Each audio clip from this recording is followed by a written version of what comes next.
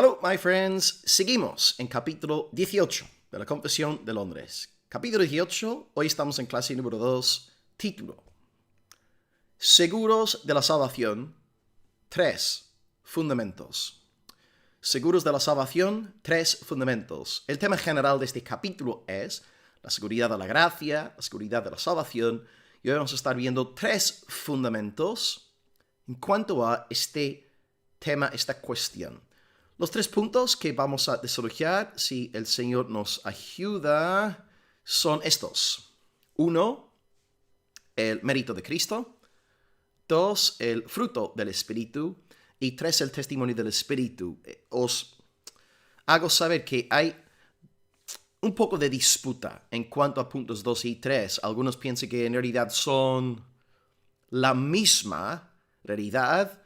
Otros piensan que no, se pueden de alguna forma separar. Así que algunos hablan de 2 fundamentos con respecto a la seguridad de la salvación, otros hablan de 3, y ya hablaré un poco más de este tema hoy en la grabación, ¿de acuerdo? Así que vamos a empezar con el mérito de Cristo, y sin realmente estos fundamentos, estas bases, no podemos andar en el gozo del Espíritu Santo. Lectura número 1, y vamos a estar considerando el tema del mérito de Jesucristo. Dice: esta certeza de la gracia y la salvación no es un mero convencimiento conjetural y probable basado en una esperanza falible, sino una seguridad infalible de fe basada en la sangre y la justicia de Cristo reveladas en el Evangelio. Así que no es un mero convencimiento probable, conjetural, algo, bueno, puede ser que sí, puede ser que no, no. Es algo firme, seguro, algo infalible, porque es algo fundamentado en Cristo. ¿Cómo podemos tú y yo cultivar la seguridad de nuestra salvación? La seguridad de que estamos en la gracia de Dios. ¿Qué es lo que tenemos que creer? ¿Qué es lo que tenemos que hacer? Bueno, la primera cosa que tenemos que creer o hacer es, según la confesión, debemos nosotros meditar mucho en la sangre y en la justicia de Cristo reveladas en el Evangelio. Jesucristo es la roca de la iglesia. Y Jesucristo es la roca de la vida del creyente común y corriente, el creyente individual. Sería imposible nosotros tener la seguridad de la salvación si no fuera por la sangre, si no fuera por la justicia de Jesús. ¿Por qué? Porque en primer lugar, esta sangre, si pensamos en la sangre de Jesús, luego hablaremos sobre su justicia, pero primeramente su sangre, si no fuera por su sangre, no podríamos tener paz con Dios. ¿Cómo podría tener seguridad de mi salvación si no tengo paz con Dios? ¿Verdad? Entonces, ¿cómo puedo tener paz con Dios? Mediante la sangre de Jesús, mediante Cristo. Romanos 5:1 dice que justificados pues por la fe, tenemos paz para con Dios, por medio de Jesucristo. Y antes de llegar a Romanos 5:1, Pablo nos explica en Romanos 3:25 que Cristo, Dios puso a Cristo como propiciación por medio de la fe en su sangre. Entonces, yo no puedo tener paz con Dios sin contar con la propiciación de Jesucristo, porque Dios está irado.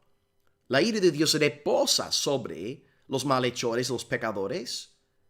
Pero, aleluya, en Cristo, esa ira es apaciguada, es aplacada, y el creyente ahora vive bajo cielos abiertos. Está libre. Gloria a Dios. Amén. Entonces, yo no puedo tener la seguridad de mi salvación a no ser que tenga paz en mi alma en cuanto a mi relación con Dios. Y ahora sé que puedo tener esa paz porque Cristo es mi propiciación. Dios ya no está en enemistad conmigo.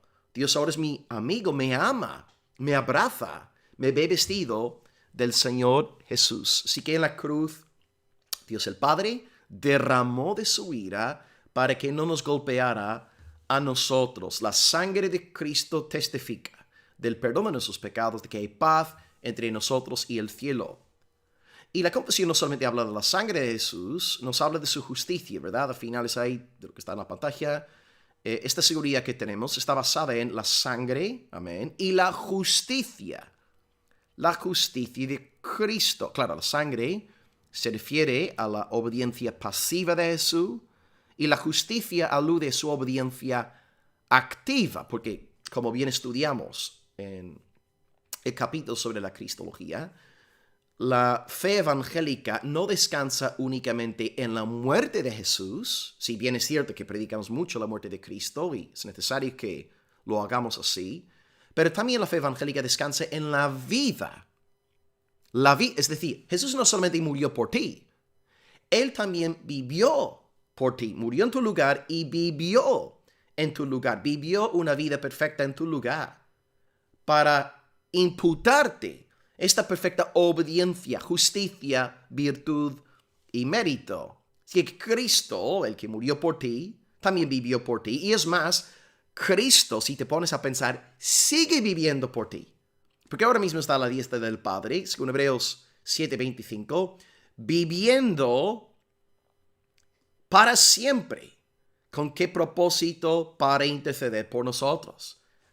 Aleluya, gloria a Dios, hermanos. Es que Cristo, con su sangre, quita nuestro pecado y Cristo, a través de su perfecta vida, ¡pum!, nos atribuye esa perfecta justicia. Así que gracias a Dios, a través de la obediencia pasiva y activa de Jesús, podemos cultivar la seguridad de nuestra salvación. Porque sabemos que ya no hay enemistad entre nosotros y Dios.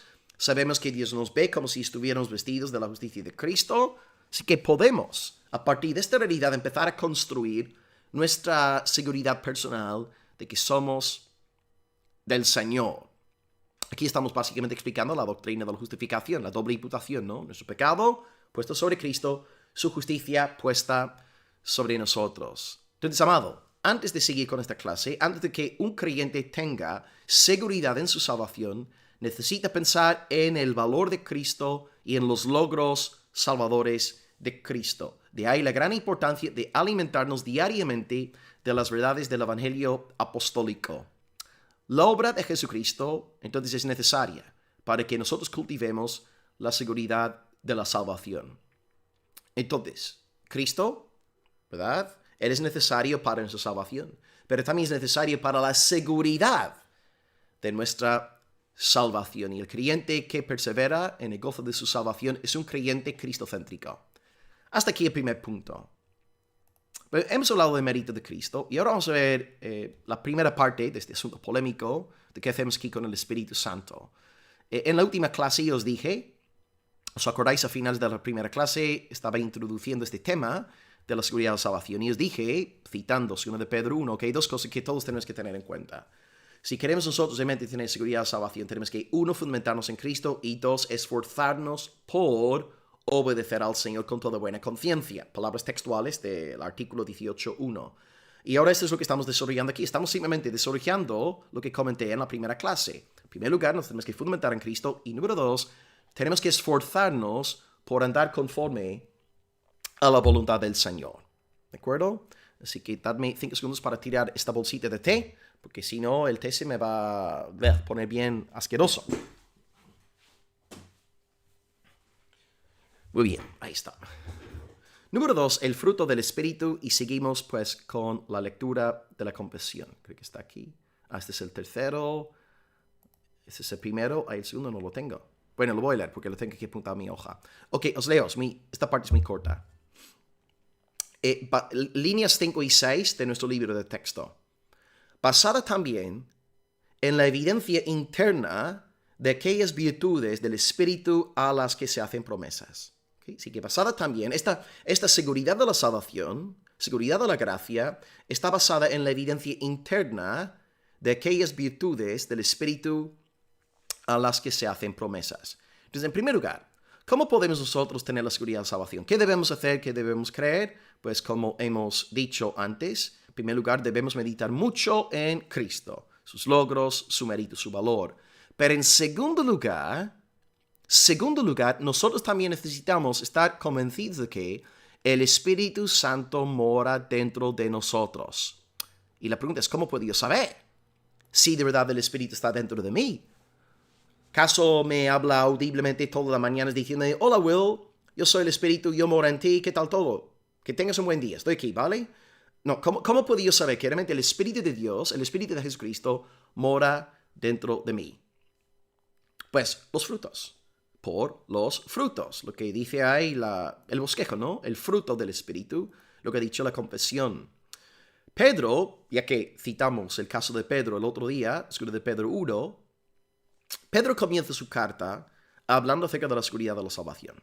Y él destaca estos dos puntos que estamos aquí nombrando. En primer lugar, él empieza, si os fijáis bien, segunda de Pedro 1, del 3 al 4, y en nuestro canal, Palabra de Vida Almería, tenemos varias predicaciones sobre todo el capítulo 1 de Pedro. Hay bastantes mensajes ahí. De hecho, expusimos toda la carta hace unos años.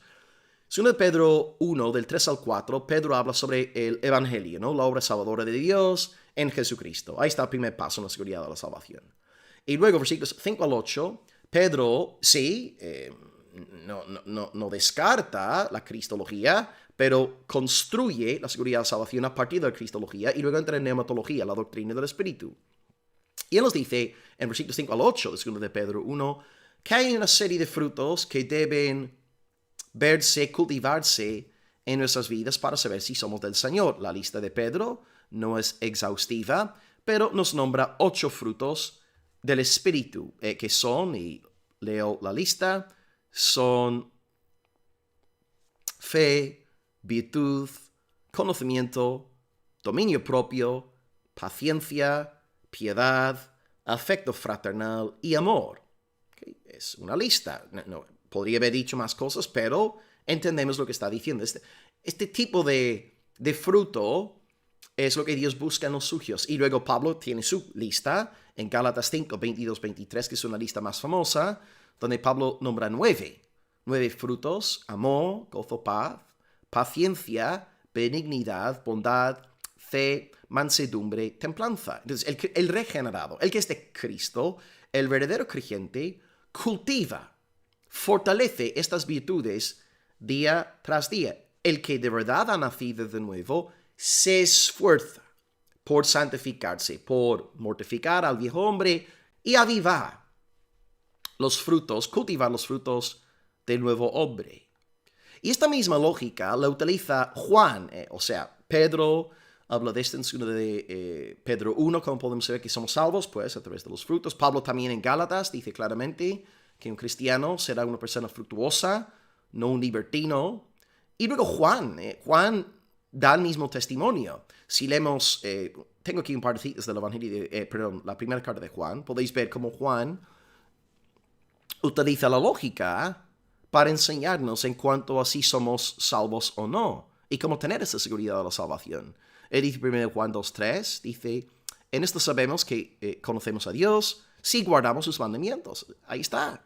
Está en ti este deseo de obedecer al Señor, de guardar su palabra, de someterte a su voz. Pues aleluya, eres del Señor, es la prueba de que eres de Dios, porque este anhelo no está en los incrédulos.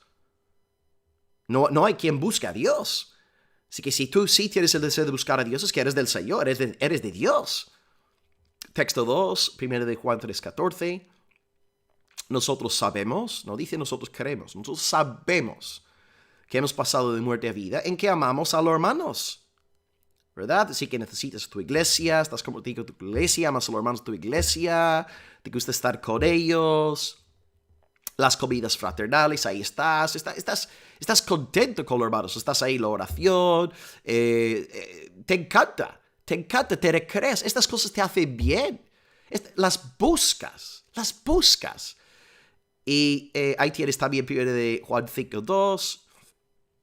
En esto conocemos que amamos a los hijos de Dios cuando amamos a Dios y guardamos sus mandamientos. ¿Os dais cuenta?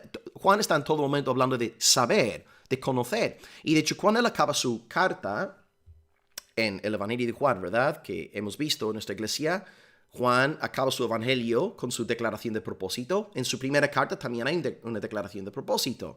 Y fijaos en lo que dice ahí. He subrayado el verbo saber. Dice, estas cosas os he escrito a vosotros, que creáis en el nombre del Hijo de Dios, para que sepáis.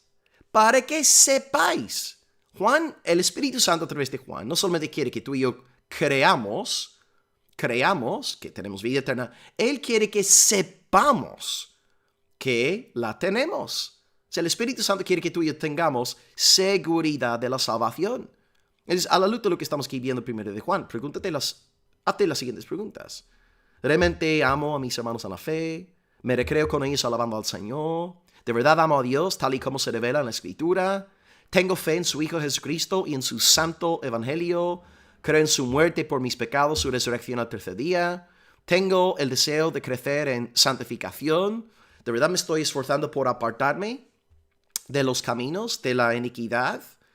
Pues si me dices que sí, si dices sí, es verdad, no lo hago perfectamente, pero sí puedo decir que aspiro a esto y me esfuerzo por cumplir con todo lo que acabo de decir, pues eres del Señor, eres nacido de nuevo, eres de Dios, eres de arriba.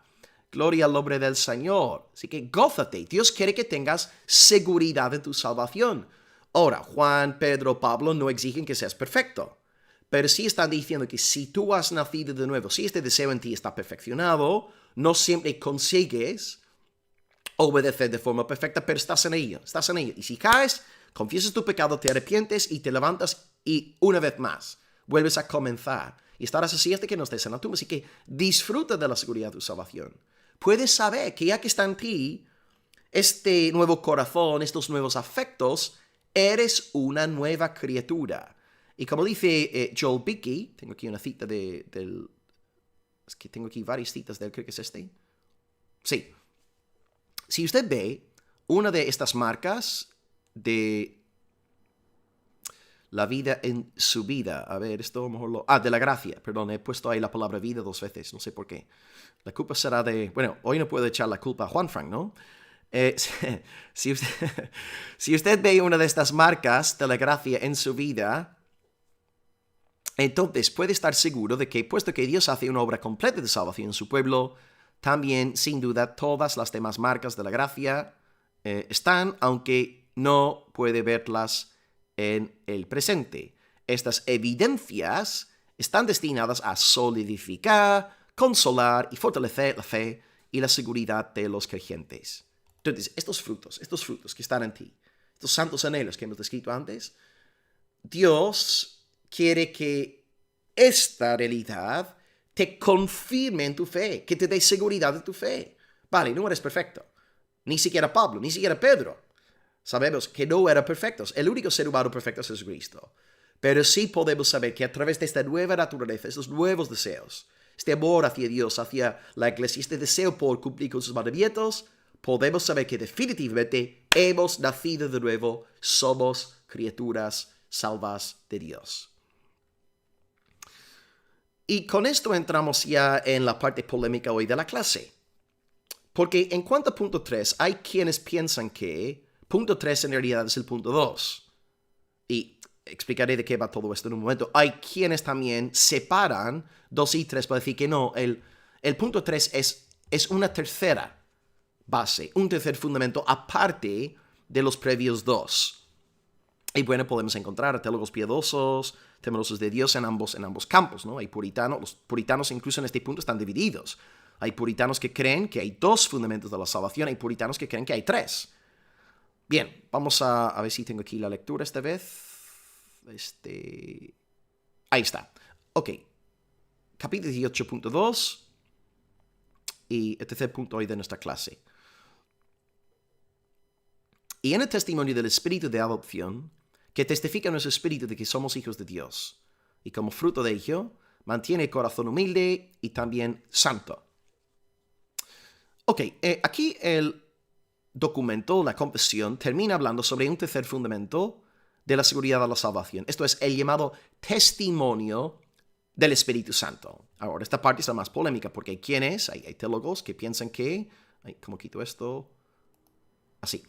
Hay teólogos que piensan que el testimonio del Espíritu Santo es simplemente este proceso de razonamiento santificado, este proceso de deducción santificada. Cuando yo, por ejemplo, veo los frutos del Espíritu Santo en mi vida, saco la conclusión de que soy salvo. Y esta deducción, este razonamiento, el Espíritu Santo lo dirige y a mí me da la seguridad de la salvación. Entonces, en este sentido, básicamente la primera escuela cree que... ¿Dónde está el bosquejo? La primera escuela cree que puntos 2 y 3 son sinónimos.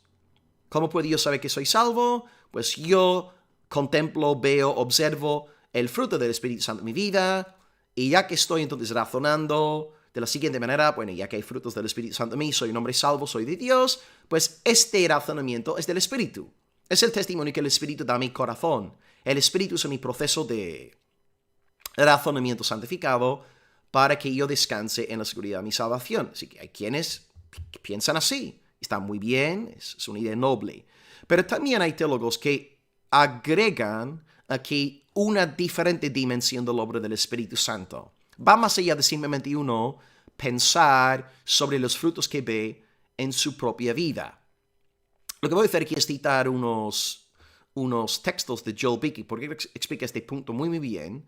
Y Joel Beeke va a decir que también el Espíritu Santo puede hacer una obra más allá de esta deducción santificada. Y voy a llamar a mi agente para asegurarme de que Joel Beeke no está viendo el programa, porque como estoy citando mucho a Joel Beeke, mejor me pone una denuncia. Así que bueno, a ver si... Sí, ¿está viendo Joel Beeke el programa? Ah, muy bien. Ok, gracias. Hasta luego. Bueno, me han dicho que sí, pero no entiende español. Así que puedo citar a Joel Beeke, no me va a poner ninguna denuncia. Let's see. ¿Dónde está Joel Beeke? Esta es la de la otra. Aquí. Ok, aquí tenemos Joel Beeke hablando de un tercer fundamento. El Espíritu puede dar un testimonio directo al corazón del creyente a través de las Escrituras, que puede aumentar sustancialmente su seguridad y consuelo, especialmente en tiempos de una gran necesidad. Por ejemplo, cuando el Espíritu aplica al alma una promesa especial como: con amor eterno te he amado, por tanto te prolongué mi misericordia, con dulzura palpable, de tal manera que el creyente experimenta lo que equivale a una profunda comunión con Dios, está casi abrumado por su amor y tiene una aguda visión de la belleza y la gloria de Cristo. Tal testimonio directo del Espíritu al creyente puede dar un gran impulso a la seguridad. En esos momentos, el creyente es consciente de que esta aplicación íntimamente personal de la Escritura al alma es un texto sorprendentemente apropiado para su necesidad particular. Entonces, ¿qué está diciendo ahí Joel Beeke? Que en realidad puntos 2 y 3 no son sinónimos. De nuevo, estoy aquí buscando el bosquejo. Entonces, en vez de ver 2 y 3 como sinónimos, que básicamente el testimonio del Espíritu es cuando tú y yo nos fijamos en los frutos que hay en nuestras vidas y sacamos la conclusión de que somos de Dios, Joel Beeke está diciendo que no. Más allá de este autoexamen, hay también otra labor del Espíritu, y Él utiliza la Biblia, Él utiliza el texto bíblico, y a través del texto bíblico nos da este consuelo de que somos del Señor. Y Él utiliza versículos para darnos consuelo, paz, sosiego en cuanto a la seguridad de nuestra salvación. Ahora, lo que puntos 2 y 3 tienen en común las personas en diferentes escuelas, ambas escuelas creen que el Espíritu Santo es inseparable de la palabra de Dios, ¿verdad? Porque aquí es que dicen que, bueno, puntos 2 y 3 son la misma realidad, que el Espíritu está simplemente dirigiendo nuestro razonamiento santificado, pues el Espíritu está obrando según la Escritura, porque la Escritura nos llama al autoexamen para ver si somos de la fe.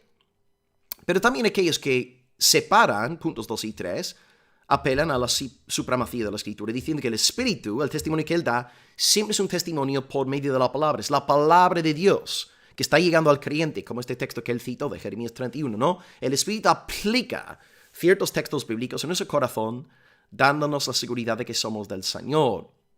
Y de esta forma, ¿no? En los dos campos, en las dos escuelas, vemos a varones comprometidos con sola Escritura, hombres que no aceptan para nada el entusiasmo, el fanatismo de los entusiastas, que creen en un Espíritu Santo tipo independiente de la Escritura. Esto es muy peligroso y lo vemos hoy día en las iglesias más grandes que hay del mundo carismático neopentecostal. Ya tenemos un espíritu que no está ya en armonía con la palabra de Dios. El espíritu va haciendo un montón de cosas, pero no en consonancia con la Escritura.